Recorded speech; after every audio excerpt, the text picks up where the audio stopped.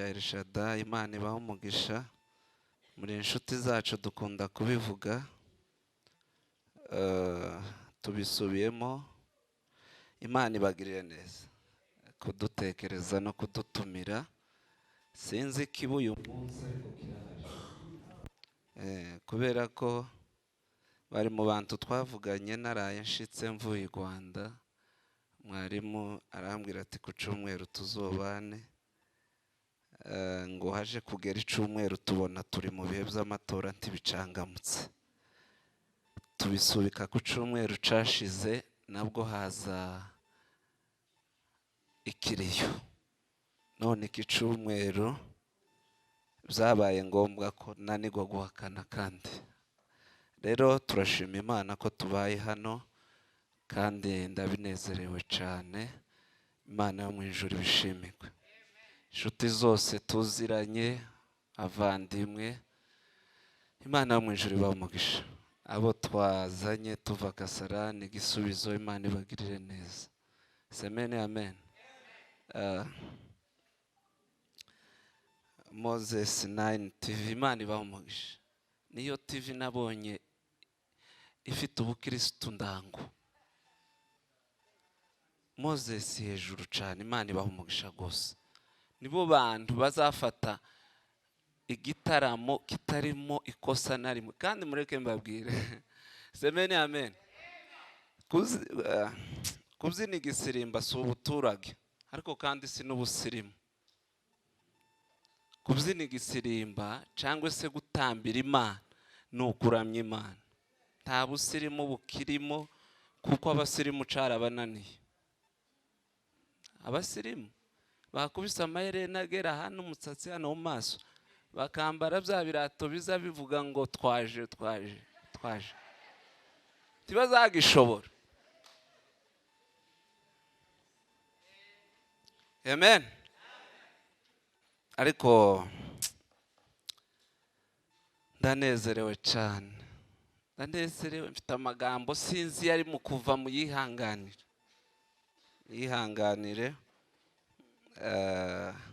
Nukuri nta muntu dufitanye ikibazo. Nta muntu dufitanye ikibazo, nta n'uwo tuzokigirana. Ntawe dufitanye ikibazo, ntawe. Kandi uhari abinshinje ndi imbere y'Imana n'imbere y'abagabo. Amen, amen. Kubw'iyo mpamvu rero turaganira amagambo y'Imana umwanya utari munini, kugira ngo n'abaririmbyi baze kubona undi mwanya. Amen. Ariko Imana ibaho umugisha baje mu gitaramo, bakaza gutaramira Imana. Imana yo mu ijuru ibagirire neza. Ubutumwa bwiza bwa Matayo, ibice 6 umurongo wa 33. Bibiliya yavuze ngo ahubwo mubanze mushaka ubwami bw'Imana no gukiranuka kwayo, nibwo ibyo byose muzabyongererwa. Amen. Turaganira amagambo yo gushaka ubwami bw'Imana, kandi ndabizi neza ko abantu bose ico kivugo ndimo mvuga bacumva. Gushaka ubwami bw'Imana, ngize iminsi iri jambo ndimo ngigaho cyane.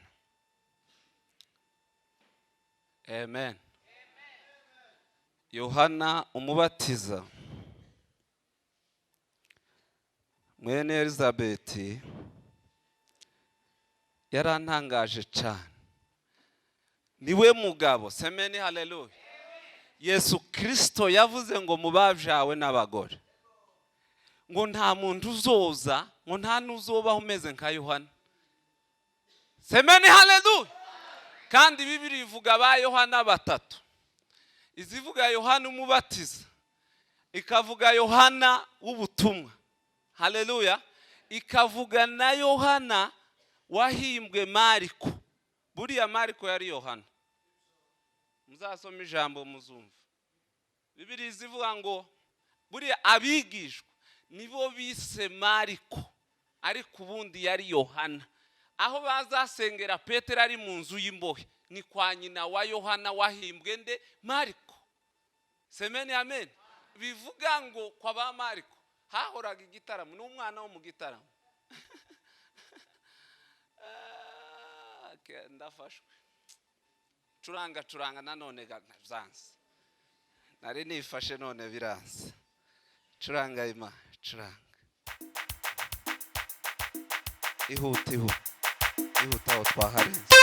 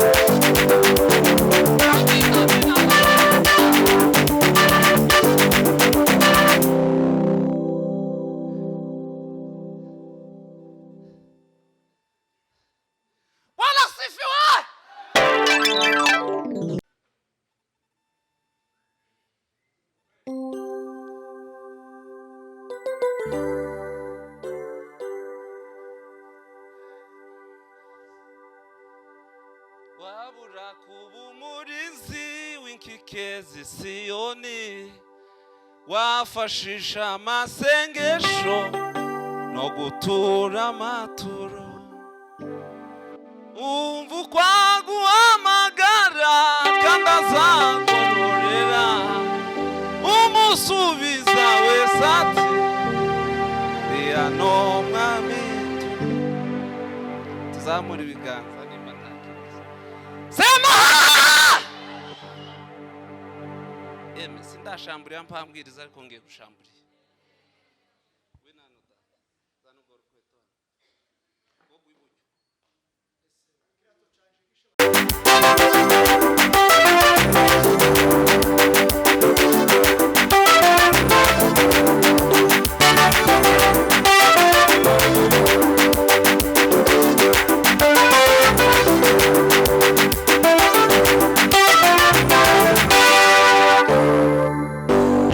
Matayo.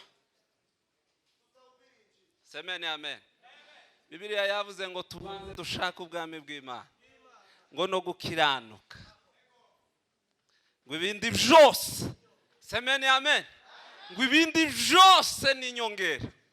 Yohana umubatiza azaje gutegurira Yesu ngo inzira. Semeni amen.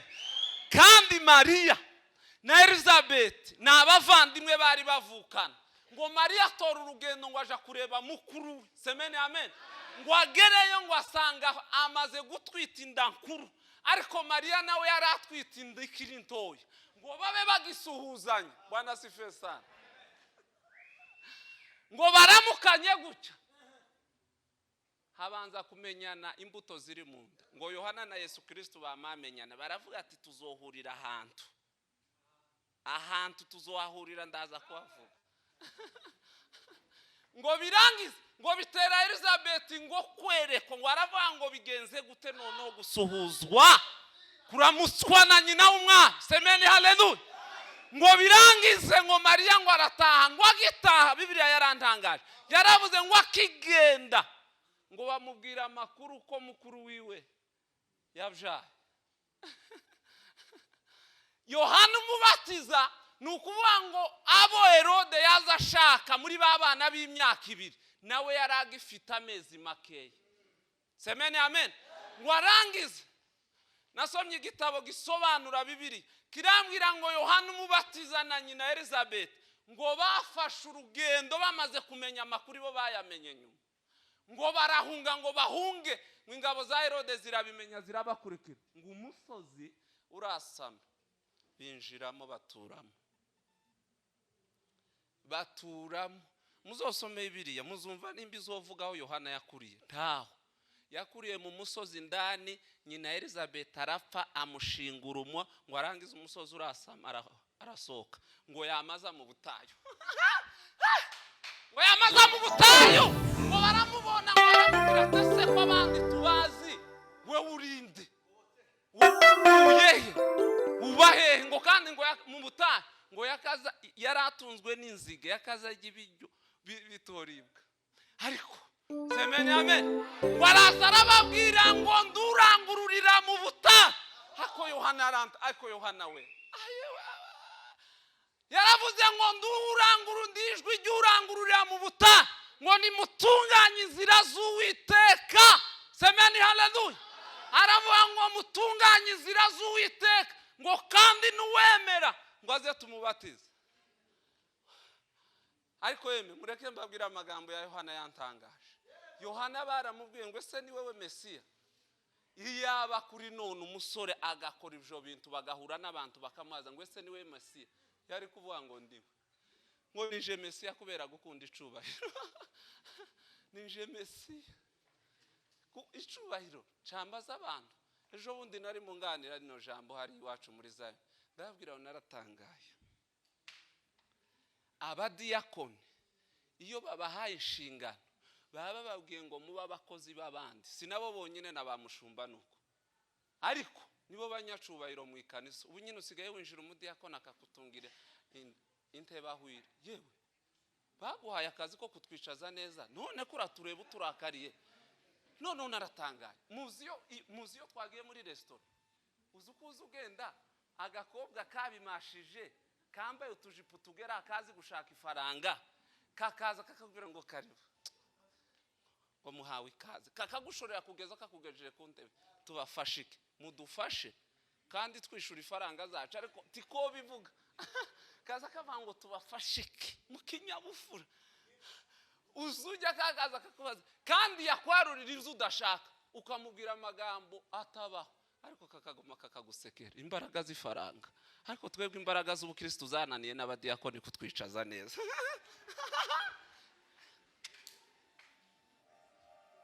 semeni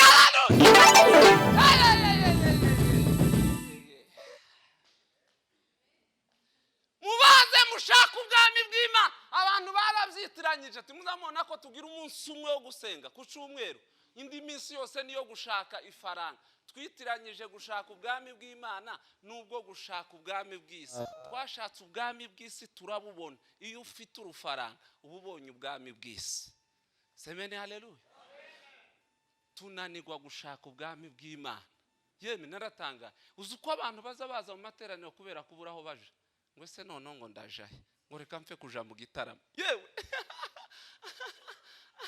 mwene data yavuze ngo Yesu nta kindi yaje kuduha amahoro si amahoro yo kuturindira ifaranga oya wogira amahoro yo mu mutima ugahura nange tahariya bakakwaka ifaranga ayo siyo mahoro semeni amen amahoro Yesu yaje gutanga nayo mu mutima ukagira amahoro yo mu mutima udatunze ikintu na gito ukagira amahoro yo mu mutima atari ukujya wambara neza cyangwa ngo ujye neza kandi buriya principle nimwe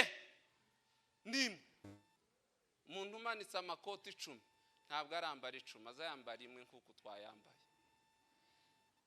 niryo tegeko ntawe ugira imyenda myinshi buri muntu agira umwenda umwe kuko turazana 2 uzaze wambaye amakoti 2 ure kuntu tuguseka cyangwa uzokenyera ibitenge 2 ure kuntu tukugaya ariko amahoro yise abantu barayabuza amahoro yise uzuko umukire azagenda akagira ifaranga akaba umukire yarangiza semeni amen agafata umuzamu utishoboye iwiwe bazaburara agafata umuzamu yarangiza agashiraho n'amacupa ku gipangu yarangiza agazana n'imbwa ariko ivyo byose akazajyama isaha imwe akabyuka akaja kureba nimba umuzamu atasinziriye umuzamu wifitiye amahoro yahunyije iwiwe ntibimeze neza, ariko boss uri ufite bijya bintu byose yabuze amahoro kandi ajyamye ibyumba bikinze, ariko akagaruka bikarangira boss abaye umuzama ari uraye wicaye.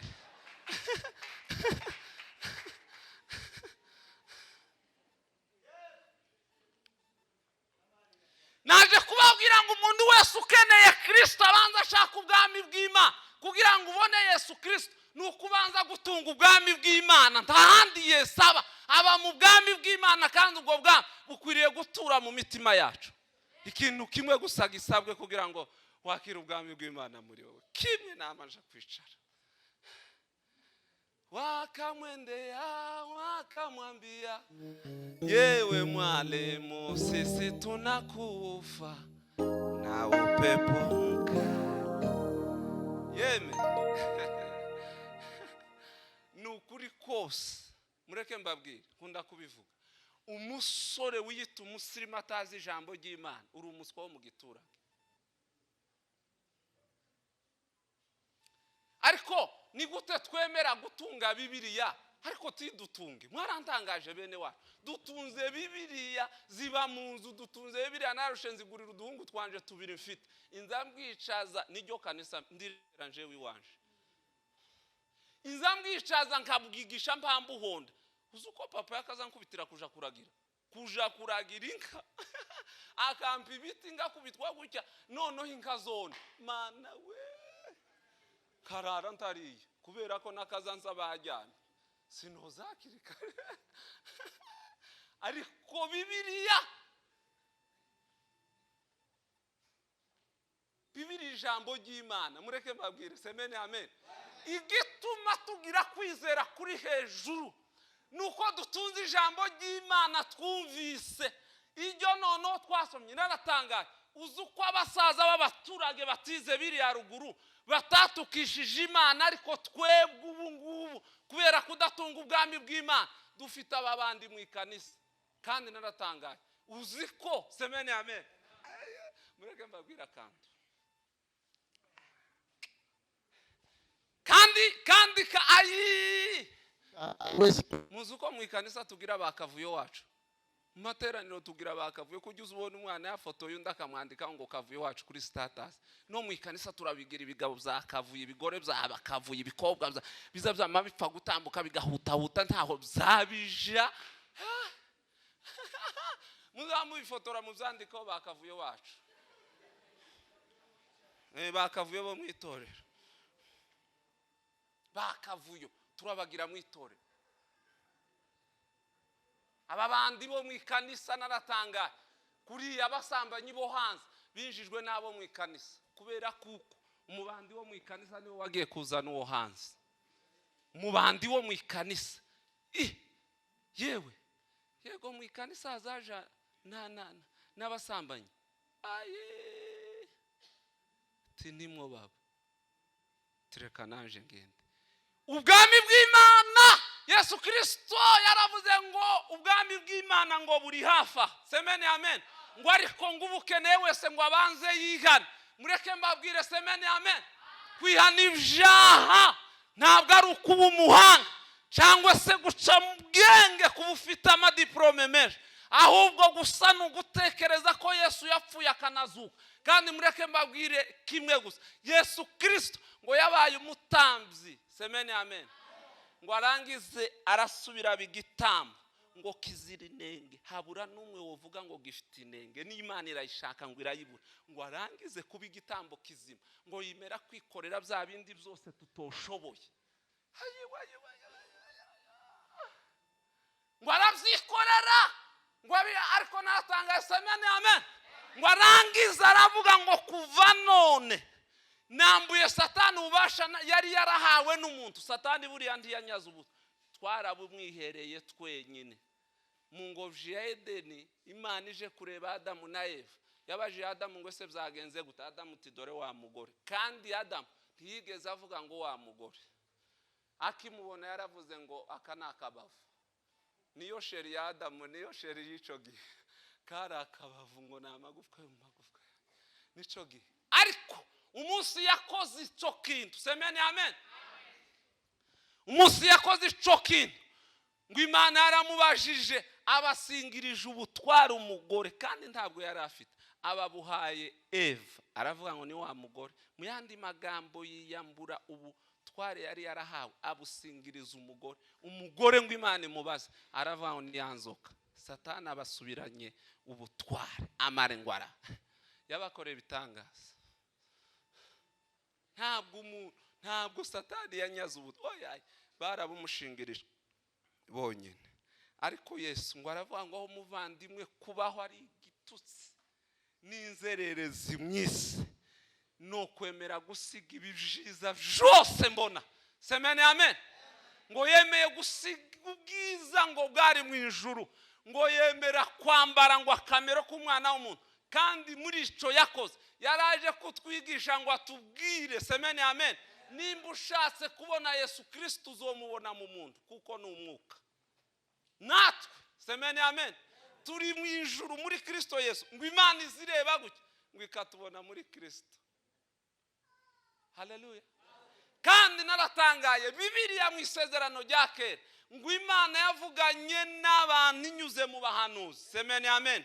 Ngo ariko twebwe ije kuvugana natwe ngo inyura mu mwana wayikunda, bivuga ngo muri yo yonyine niyo, kuko ni Imana. Yesu Kristo ni Imana yuzuye. Bavandimwe, semene amen. Amaraso ya Yesu taratakaza agaciro ku banyabyaha. Yesu Kristo aracabambwe n'abaracabategereje. Ku banyabyaha Yesu Kristo aracabambwe kugira ngo nababategereze. Kandi mureke mbabwire, nugirirwa amahirwe, nkunda kukavuga cyane, nugirirwa amahirwe yo guhemukirwa, semene amen, uzobugiriwe amahirwe yo kwiga ishuri ryo kubaho udahemuka kugeza upfuye. Tuzahumva abantu bavuga ngo runaka ngo ambwiye nabi, ngo ambwiye nabi, ngo ambwiye nabi, ngo mwokumva ukunda ambwiye nabi, ngo ariko naje ngo harako namubwiye ngo ararara adasinziriye.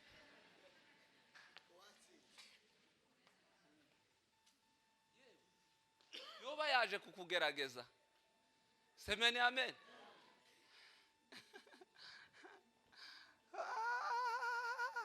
Ubwami bw'Imana buragoye. Ejo bundi nari mumbwira abantu muri Zayoni, ndababwira ngo buriye mu itorero iterambere si uko abashumba bicarana n'abagore babo. Iryo si ryo terambere, ni iterambere ry'urugo mu ikanisa. Ariko site pe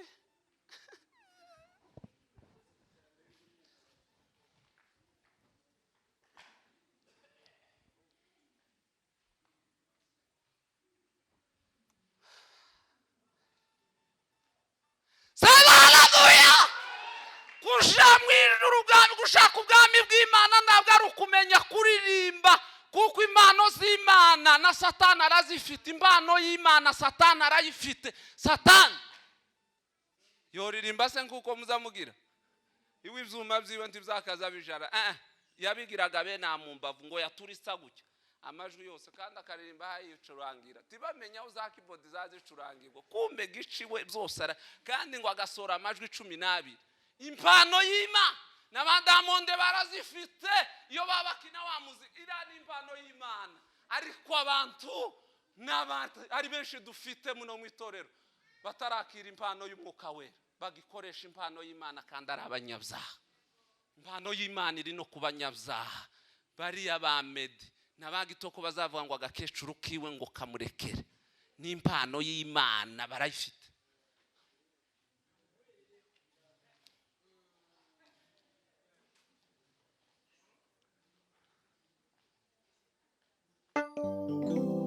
Semeni haleluya.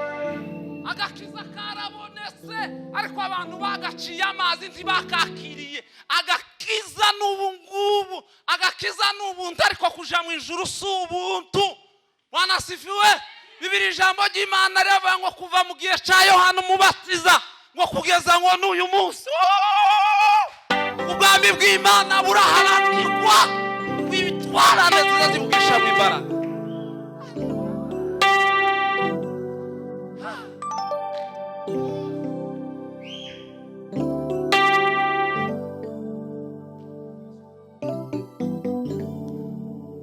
Intwarane zizazikora uko bishobotse.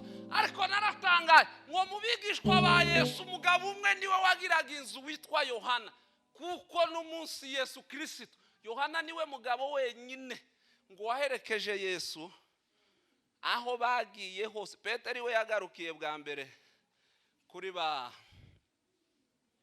yagarukiye kwa Herode ndanga, nimba atari kwa Pilato. Nabwo ngo ni Yohana wari umubonye aje kumukingurira, ariko Yohana yaramutwaye kugeza no ku musaraba, ngo Yesu agiye gucikana arambuye amaso ngo abona Yohana, ngo aramubwira ngo Yohana, ngo uriya nyoko. Abwira na Mariya ngo nguyu mwana, ngo kuva uwo munsi Yohana yamafata Mariya mujani wiwe, kuko iwe yagiraga inzu ariko ba Petero bari bagikodesha. Kandi kuriya none naratanga nibo bagabo bonyine ba Petero basize amato ntibayagurisha, tibanayatanga ngo azoza guma binjirize, bama bagenda. Ariko muzi ijambo Yesu Kristo yababwiye, yarababwiye ngo mukiri muri iyi si ngo muzokubigwa incuro 100. Gukubigwa incuro 100 ni ugufata tujya twose dukeya wari ufite ikatwuzuza kandi tukabaho tudashira.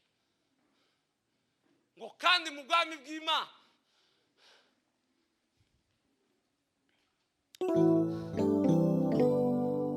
Bwana asifiwe sana. Niyo mpamvu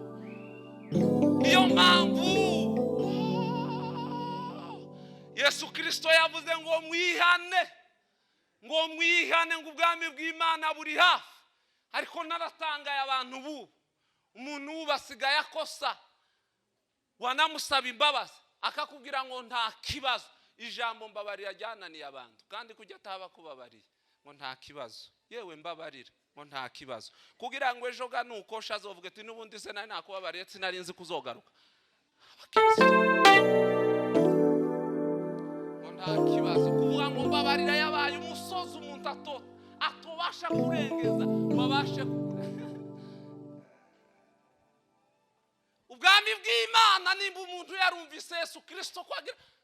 Petero yaravuze ngo nimba mwarasogongeye, semeni haleluya, ngo mukamenya ko neza uwo mwami ngo agira neza, ngo nimumwegere niwe buye ryanzwe n'abantu.